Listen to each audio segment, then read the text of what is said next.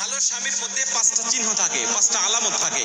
আপনার স্বামীর মধ্যে যদি পাঁচটি চিহ্নর কোন একটা চিহ্ন যদি আপনি দেখতে পান, তাহলে বুঝে নিয়েন যে এটা স্বামী নয়, বরং আল্লাহর পক্ষ থেকে ডাইরেক্ট আপনার জন্য নিয়ামত হিসাবে আল্লাহ পাঠিয়েছে।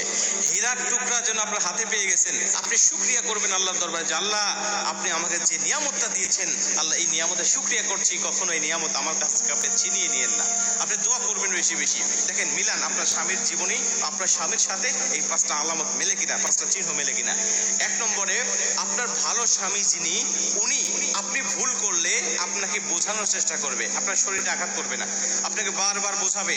আপনি যদি না বোঝেন, প্রয়োজনে আপনার সাথে একটু রাগারাগি করে আপনার বিছানা আলাদা করে দিয়ে আপনাকে বোঝানোর চেষ্টা করবে। আপনার শরীরে আঘাত করবে না, আপনাকে ডিভোর্স দেবে না। এটা হলো ভালো স্বামীর লক্ষণ। আপনি তাও যদি না বোঝেন, প্রয়োজনে আপনাকে পারিবারিক একটা বৈঠকের মাধ্যমে আপনাকে বোঝানোর চেষ্টা করবে, তবু আপনাকে আলাদা করবে না, আপনার শরীরে আঘাত করবে না।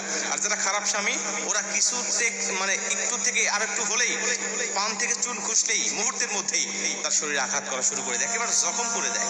এরকম যদি হয়, ওই স্বামী কখনো আদর্শবান নয়। কিন্তু যদি আপনাকে বোঝানোর চেষ্টা করে, প্রথমে শুকরিয়া করবেন যে আপনার স্বামী ভালো আদর্শবান, এবং দ্বিতীয়ত ওই উপদেশগুলো আপনি মানার চেষ্টা করবেন, কখনো তারা অবাধ্য হবেন না।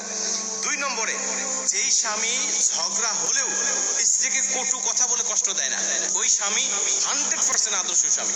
ওই স্বামীর শুকরিয়া করবেন, ওই স্বামীর আনুগত্য করবেন যে আপনার স্বামী রাগান্বিত অবস্থায়ও, ঝগড়ারত অবস্থায়ও আপনাকে কটু কথা বলে কষ্ট দেয় না। ভাই, অনেক স্বামী আছে এমন, একটু ঝগড়া লাগলেই স্ত্রীকে তো গালিগালাজ করে, এবং স্ত্রীর মা বাবাকে তুলে পর্যন্ত গালিগালাজ করে। অনেক স্ত্রীর মা বাবা মারা গেছে, ওই মৃত মা বাবাকে তুলে গালিগালাজ করে। যে স্বামী, ওই স্বামী মানুষ, স্বামী হওয়া তো দূরের কথা, ও মানুষ হওয়ার যোগ্যতাই হারিয়ে ফেলেছে। আপনার মা বাবাকে তুলে কেউ গালিগালাজ করলে আপনার যেমন কষ্ট লাগে, আপনার স্ত্রীর মা বাবাকে গালিগালাজ করলে আপনার স্ত্রীর তার থেকে বেশি কষ্ট লাগে। কারণ আপনার মা বাবা হয়তো আপনার সাথেই থাকে, আপনার পাশেই থাকে, আপনার কষ্ট একটু কম লাগবে। কিন্তু যেই স্ত্রী নিজের মা বাবাকে ছেড়ে এসে আপনাকে আপন করে আপনার ঘরে আসছে, আর আপনি সেই মা বাবাকে তুলে গালিগালাজ করছেন, আপনি তো স্বামী হওয়ার যোগ্যতা, এমনকি মানুষ হওয়ার যোগ্যতাও হারিয়ে ফেলেছেন। অতএব কটু কথা বলে স্ত্রীকে কখনো কষ্ট দিবেন না, আদর্শবান স্বামী হিসেবে থাকবেন। এবং 3 নম্বরে, যেই স্বামী নিজে যা খায়, যে মানের খায়, ওই মানের খাওয়ানোর জন্য চেষ্টা করে, ওই স্বামী ভালো স্বামী। এবং 4 নম্বরে, যেই স্বামী নিজে যে মানের পরে, যে মানের কাপড় পরিধান করে, ওই মানের পরিধান করার চেষ্টা করে, এই স্বামী ভালো স্বামী। এবং 5 নম্বরে, যেই স্বামী তার স্ত্রীকে শরীয়তের হুকুমগুলো পালন করার জন্য নির্দেশ দেয়, আদেশ করে, ওই স্বামী ভালো স্বামী।